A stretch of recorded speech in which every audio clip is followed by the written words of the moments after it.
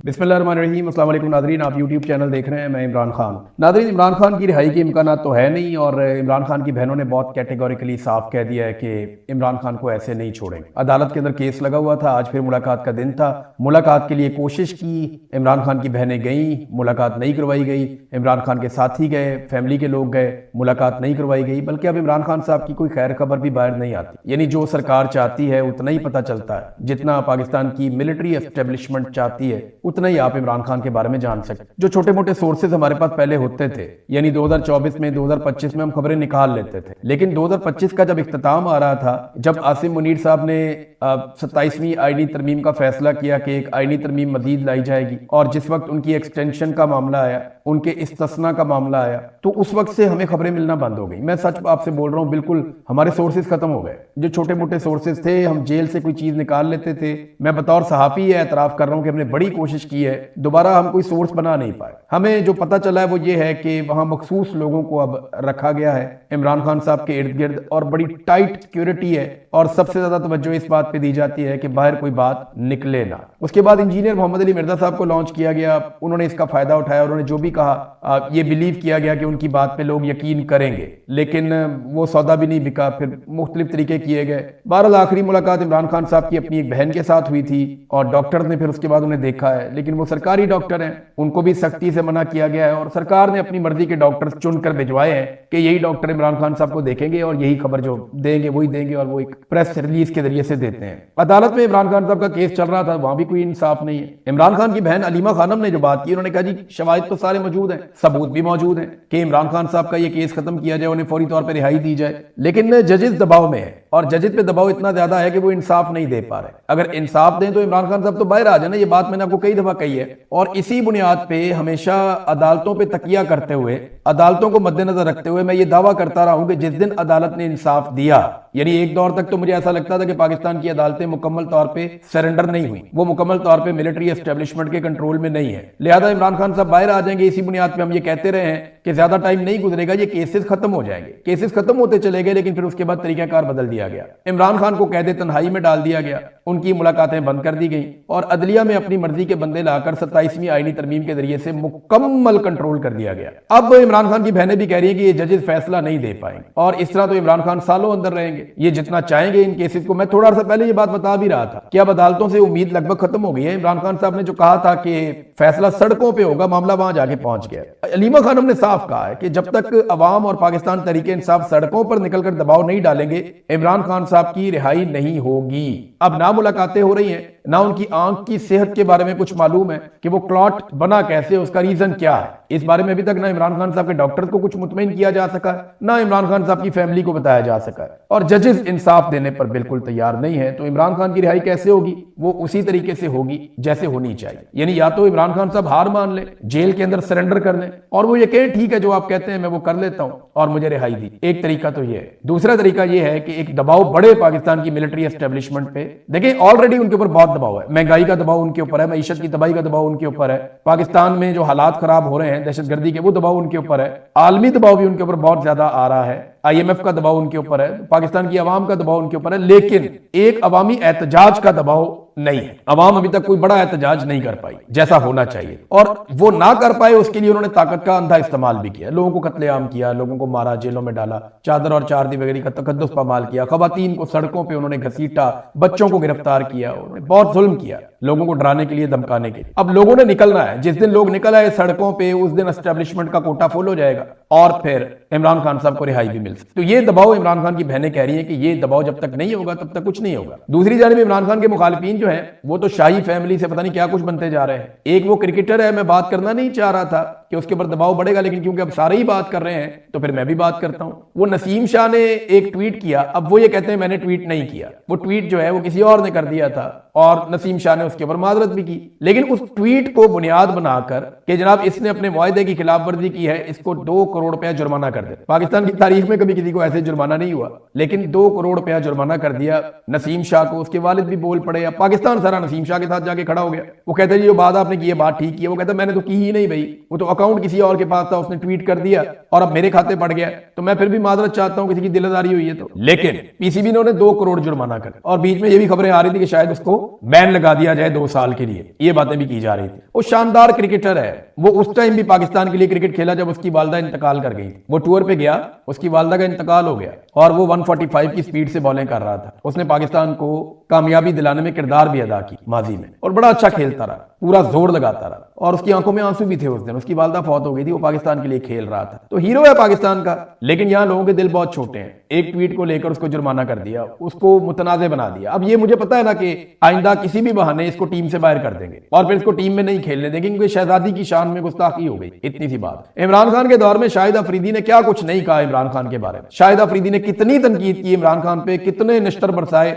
लेकिन इमरान खान ने उसे कुछ भी नहीं कहा। वो कहीं भी जाता था, अपना काम करता था। सरफराज नवाज ने क्या कुछ नहीं कहा इमरान खान के बारे में। जावेद मियां इमरान खान के बारे में तब बोले जब इमरान खान इक्तदार में थे, लेकिन इमरान खान ने किसी से बदला नहीं लिया। तो बड़ा आदमी सिर्फ इस वजह से नहीं होता कि उसके पास बड़ी गाड़ी होती है या बड़ा ओहदा होता है। आदमी अपने किरदार की वजह से, अपनी शख्सियत की वजह से बड़ा होता है। तो इमरान खान साहब ने इन चीजों को बॉदर नहीं किया, लेकिन ये बहुत छोटे लोग हैं, बोने हैं, इनको जरा सा कोई छेड़ दे तो ये चां करते हैं। अब इन्होंने पकड़ के उसको, अच्छा देखें, वो मुआहदे की खिलाफ वर्जी कह रहे हैं, इधर हलफ की खिलाफ वर्जी करने वाले मुल्क को लूट रहे हैं। यहाँ पे हलफ लेकर आते हैं ना ऑफिसर्स के, हम कभी सियासत में हिस्सा नहीं लेंगे। कायदे आज़म ने मना किया था। ये बार बार डिक्टेटर बन जाते हैं, बार बार मुल्क में मार्शल लॉ लगा देते हैं। हलफ की खिलाफ वर्जियां करके अरबों की जायदादें बना ली जिन लोगों ने, उनको पूछने वाला कोई नहीं है। और एक शख्स ने कहते हैं जी कि कॉन्ट्रैक्ट की खिलाफ वर्जी है, वो ट्वीट नहीं करेगा, वो कहता है मैंने किया भी नहीं, उसको पकड़े जुर्माना डाल दी। तो ठीक है, ये पाकिस्तान को ऐसे ही चला रहे हैं अपनी मर्जी से। अब आ जाए जो बैनुल अक़वामी खबरें हैं उनकी तरफ। तो सबसे पहले तो ये है कि डोनाल्ड ट्रंप का एक स्टेटमेंट सामने आया, वो बड़ा मजेदार स्टेटमेंट है। ये दावा किया गया अल जजीरा की जानिब से कि डोनाल्ड ट्रंप ने अपने इत्तेहादियों को या पुराने इत्तेहादियों को ये आगाह कर दिया है कि मैं लड़ाई खत्म करके जा रहा हूं,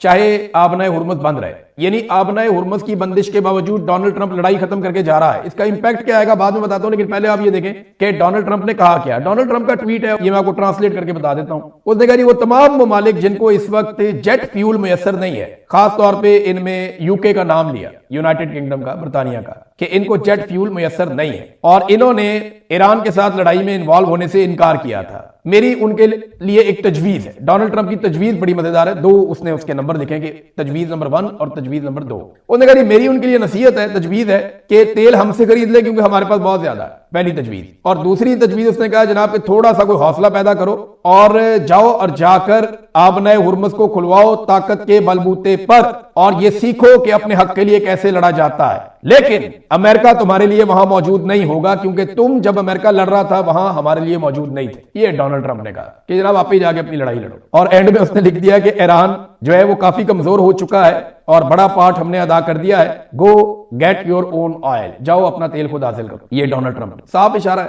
कि हम जा रहे हैं लड़ाई छोड़ के, आबनाए हुर्मुज़ खुलवानी है तो खुद ही खुलवाओ जाके। मैंने आपसे पहले कहा था ना कि अमेरिका का तेल यहां से नहीं जाता, अमेरिका का 1% तेल सिंबॉलिकली यहां से जाता है। वो अपना तेल अब प्रोड्यूस करते हैं, उनके पास और सोर्सेज हैं, उन्होंने वेनेजुएला पे कब्जा कर दिया। उन्हें अब तेल का मसला नहीं है, वो दुनिया को तेल बेचते हैं। वो भी कह दिया ट्रंप ने कि हमसे खरीद लो तेल, जेट फ्यूल अगर आपको चाहिए तो ये तो जनाब अमेरिका का कुछ नहीं बिगड़ रहा था। अब जो ममालिक वहां से तेल लेते हैं, खासतौर पर यूरोप, उनके ऊपर अमेरिका बहुत गर्म है। अभी देखें फ्रांस ने इनकार कर दिया कि हम अपनी फिजाई हदूद नहीं दे रहे अमेरिका को। जर्मनी के अंदर लोग नाराज हो गए, उनकी अपोजिशन लीडर ने यह भी कह दिया कि इनके फौजियों को भी यहां से निकालो। पोलैंड ने साफ इनकार कर दिया। पोलैंड एक बड़ा मुल्क, यानी यूरोप के जो बड़े ममालिक हैं उनमें से एक पोलैंड भी है। जर्मनी, फ्रांस, पोलैंड, स्पेन और इसी तरह नॉर्वे, ये बड़े ममालिक हैं। फिनलैंड, इनके रकबे बड़े हैं इन ममालिक। तो पोलैंड भी एक बड़ा मुल्क है, उसने भी इनकार कर दिया। स्पेन ने, इटली ने, जर्मनी ने, फ्रांस ने, पोलैंड ने, ये अमेरिका के वो इत्तेहादी थे जो आंखें बंद करके साथ लड़ते थे। बरतानिया ने लड़ने से इनकार कर दिया लेकिन अड्डे दिए हुए हैं फिलहाल। बरतानिया कहता है दिफाई नुक्ता नजर से हम मौजूद हैं लेकिन हम इस लड़ाई का हिस्सा नहीं बन रहे और ये हमारा उसूल है।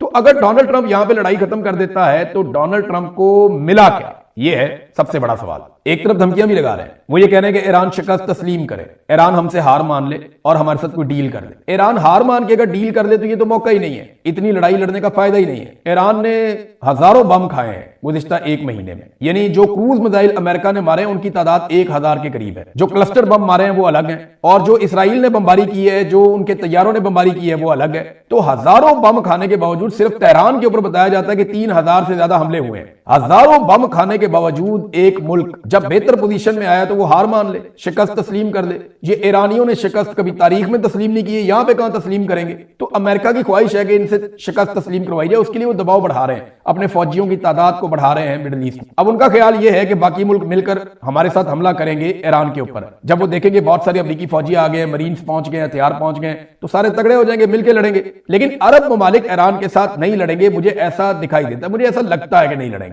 उसकी वजह यह है कि उनका नुकसान ज्यादा होगा, उन्होंने ईरानियों के साथ रहना है, नंबर एक। नंबर दो, अरब ममालिक के अंदर इसराइल से ज्यादा ईरानियों की हमायत मौजूद है। ये एक बड़ा अहम फैक्टर है। अरब ममालिक इसराइल के साथ मिलकर शाना बशाना ईरान के खिलाफ लड़ेंगे तो अपने मुल्क में उनकी क़यादतें बहुत गैर मकबूल हो जाएंगी। अरब ये जरूर चाहते हैं कि ईरान कमजोर हो, ईरान को मार पड़े। वो चाहते हैं कि इसराइल और अमेरिका मिलकर ईरान को इतना मारें कि ईरान की कमर सीधी ना हो। वो ये भी चाहते हैं कि पाकिस्तान भी ईरान के ऊपर अटैक कर दे अपने मुल्क से, और वहां से पाकिस्तान भी मारे, इंडिया भी मारे, सारे रल के मारो ईरान को, इसको कमजोर तरीन कर दो। लेकिन वो खुद नहीं लड़ना चाहते, वो ईरान को कमजोर करना चाहते हैं, लेकिन उसकी कीमत खुद अदा नहीं करना चाहते अरब। उन्हें लगता है उनके पास बहुत सारा पैसा है और वो सिर्फ पैसे को इस्तेमाल करेंगे, इन्फ्लुएंस को इस्तेमाल करेंगे और दुनिया उनके लिए लड़ेगी। ये उनकी एक हिकमत अमली है। अब आप इसको अच्छा समझें बुरा समझें, वो अपने मुल्क के लिए तो अच्छा ही सोच रहे हैं। तो बराह रास्त वो लड़ाई के अंदर आएंगे नहीं, तो ट्रंप को इत्तेहादी मिल नहीं रहे, उसकी फ्रस्ट्रेशन बढ़ रही है। ऐसे माहौल में उसको मशवरा दिया जा रहा है कि लड़ाई से निकल जाओ। अब अगर ट्रंप ऐसे लड़ाई से निकलता है, जो आपको मैंने ट्वीट पढ़ के सुनाया, ये डोनाल्ड ट्रंप का अपना ट्वीट है, तो होगा क्या? यानी जंग से पहले और जंग के बाद में क्या बदला? हम पहला सवाल तो यही उठाएंगे ना कि जब ट्रंप ने इस जंग को शुरू किया तब दुनिया कैसी थी, और जब खत्म करके वहां से जा रहा है तो दुनिया कैसी है? तो पहली बात तो यह है कि आबनाए हुर्मुज़ जंग से पहले खुली थी, जंग के बाद बंद है। और वैसे भी जो अमेरिका के इत्तेहादी ममालिक हैं या दोस्त ममालिक हैं, उन्होंने अमेरिका को कहा है कि आप जंग बंद करें, आबनाए हुर्मुज़ हम टेलीफोन करके खुलवा लेंगे। ईरान ने अमेरिका की जिद में आबनाए हुर्मुज़ को बंद किया हुआ है ना, कि यहाँ जंग चल रही है, ये जंगबंदी कर दें, ऐलान कर दें कि हम जंग नहीं लड़ेंगे। ईरान के साथ यूरोप बैठ जाएगा जाके, अरब बैठ जाएंगे जाके, वो एक मैकेनिज्म बनाएंगे, सर्टेन कंडीशंस होंगी, वो आबनाए हुर्मुज़ के रास्ते खोल देगा, सब तरफ अमन हो जाएगा, बस अमेरिका और इसराइल यहां पे नहीं आएंगे। तो वो खुद ही खुलवा लेंगे, उन्हें लड़ने की जरूरत ही नहीं है। डोनाल्ड ट्रंप ने जो दो ऑप्शन दिए ना, पहला कि तेल हमसे ले लो, दूसरा वहां पे जाके खुद आबनाए हुर्मुज़ को खुलवा लो। दूसरा ये है ना, दूसरा बहुत आसान है, वो बगैर लड़े खुल जाएगा। ईरान तो कहता है सबके लिए खुली है, हम अपने दुश्मनों के लिए नहीं खोल सकते। तो अमेरिका और इसराइल को नहीं मिलेगा, बाकी सारे लोग जाके वहां ईरान को यकीन दिलाएं कि हम आपके दुश्मन नहीं है, हम इस जंग के अंदर शामिल नहीं हुए, तो ईरान खोलेगा ना उनके लिए। हाँ, ये कंडीशन अब जरूर होंगी कि ईरान अब उसको मुफ्त में नहीं खोलेगा, वो वहां से कुछ पैसे कमाना चाहेगा। और ईरान के ऊपर माजी में जो पाबंदियां थी, वो पाबंदियां भी अब ऐसा लगता है कि नहीं रहेगी। तो फर्क क्या पड़ा डोनाल्ड ट्रंप के जंग छेड़ने से लेकर अब तक? क्या ईरान में रजीम तब्दील हुआ? नहीं हुआ। अमेरिकन अपनी फेस सेविंग के लिए बार बार कह रहे हैं रजीम बदल गया, रजीम बदल गया। क्या बदला भाई? ये मौजूदा रजीम ने सारे मिसाइल चलाए हैं। पिछला रजीम तो जंग के पहले दिन ही शहीद हो गया था। आयतुल्लाह अली खामनेई तो जंग के पहले दिन शहीद हो गए थे। ये जो ईरान ने वापस हजारों मिसाइल और ड्रोन मारे हैं, ये तो इसी रजीम ने मारे हैं जिसको वो कह रहे हैं अच्छा है, लोगों को बेवकूफ बना रहे हैं। ये जो नया रजीम है, ये वही है जो पहले था, सिर्फ शक्लें बदल गई हैं, बंदे बदल गए हैं, ये वही लोग हैं, वही टीम है। तो एक तो रजीम तब्दील नहीं हो सका। नंबर दो, आबनाए हुर्मुज़ जंग से पहले खुला था, जंग के बाद बंद है। नंबर तीन, डोनाल्ड ट्रंप पहले से ज्यादा गैर मकबूल हो गए। अभी एक लेटेस्ट सर्वे आया, उसमें -17% इनकी पॉपुलैरिटी गई है। तो डोनाल्ड ट्रंप इस वक्त जो डाटा है, या अमेरिकन मीडिया बता रहा है, मैं CNN की एक रिपोर्ट देख रहा था, उसके मुताबिक डोनाल्ड ट्रंप इस वक्त अमेरिका की तारीख के तमाम सुदूर से, यानी हालिया तारीख जो अमेरिका की, इसमें तमाम सुदूर से ज्यादा गैर मकबूल सदर है। ये हालत डोनाल्ड ट्रंप की हुई है। तो मकबूलियत डोनाल्ड ट्रंप की फारिग हो गई जंग के नतीजे में। अमेरिका की चौधराहट भी बढ़ गई। पहले अमेरिका खित्ते का चौधरी था दुनिया का, यहां अपने जहाज भेजता था, लोग बात मान लेते थे, हमारा बहरी बेड़ा आ रहा है, वो सारे कहते थे दसों सरकार करना की। पाकिस्तान में एक उनका छोटा सा सेक्रेटरी लेवल का बंदा, एक उसका साइफर आ जाता था पाकिस्तान में, तो पाकिस्तान में रजीम तब्दील हो जाता था। वो उनका एक छोटा मोटा ऑफिसर भी आता था,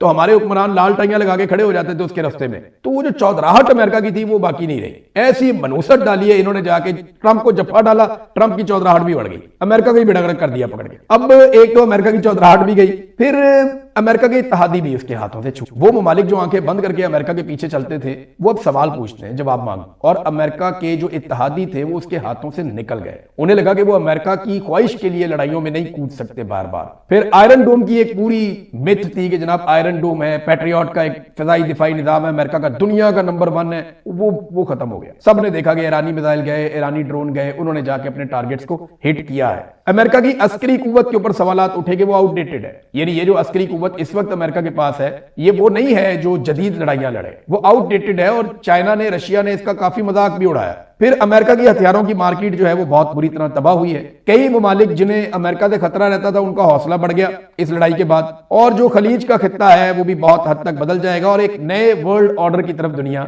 बढ़ती हुई दिखाई दे रही है जंग के बाद। तो डोनाल्ड ट्रंप की लड़ी हुई जंग में अमेरिका को क्या मिला, इसराइल को क्या मिला? कुछ भी नहीं मिला। नुकसान हुआ अरबों का, नुकसान हुआ ईरानियों का, लेकिन अमेरिका की मिथ टूट गई, इसराइलियों की मिथ टूट गई। और अगर ये जंग इस तरीके से डोनाल्ड ट्रंप यहां बंद करता है तो अमेरिका इस जंग के लिए लूजर के अलावा कोई और टाइटल हासिल नहीं कर पाएगा, मुझे तो ये लगता है। नादरीन, एक और चीज मैं पाकिस्तान से आपके लिए शेयर कर देता हूं, लेकिन मैं नसीम शाह का वाकया आपके साथ शेयर कर रहा था तो मुझे उसमें एक और चीज याद आ गई। इसी मुल्क में ना एक गलीज जानवर के साथ कायदे आजम मोहम्मद अली जिन्ना की बहन फातिमा जिन्ना को तशबीह दी गई, उनकी तौहीन की गई, लगातार तौहीन। तो बानिए पाकिस्तान की बहन की तौहीन की गई इस मुल्क में। उस मुल्क में एक शहजादी के बारे में ट्वीट आ गया तो 2 करोड़ जुर्माना। आज तक किसी ने अयूब खान से पूछा या उसकी कब्र से पूछा कि फातिमा जिन्ना की तौहीन क्यों की थी? तो यहाँ पे ना एक अजीब है, जिसकी लाठी उसकी भैंस, और लाठी हमेशा से मखसूस लोगों ने पकड़ी हुई है और पूरी कौम को हाँकने की कोशिश कर रहे हैं, और माफिया को खुली छूट है। यानी मिसाल के तौर पे मैं जाते जाते आपको बताऊं कि जो एलपीजी का सिलेंडर है ये पाकिस्तान में बेचा जाता है ना,